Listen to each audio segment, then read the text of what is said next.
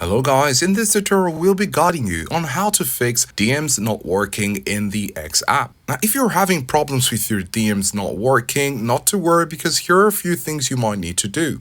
One of the things you might need to do is to restart your Wi-Fi or your mobile network. You could do this by simply scrolling down from the top of your screen, tapping on and off of your mobile data or your Wi-Fi, and alternatively you can reinstall the X app in case this is a glitch.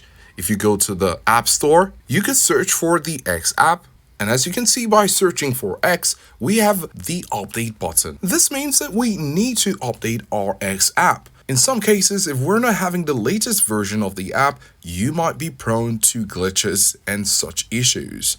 Now, after making an update, if the problem persists, X will fix this promptly. Reports show that X tries to fix its problem quickly, and in this case, maybe this is why there is an update. So if you try an update and you're still having problems with your DM, you might need to uninstall and reinstall the X app and try it again. So whether you're restarting your network, reinstalling the app, or checking for an update, trying one of these or all of these options are bound to help you fix the problem where your DMs are not working on your X app. So do let us know in the comment section which of these options worked for you, and we'll see you in the next video.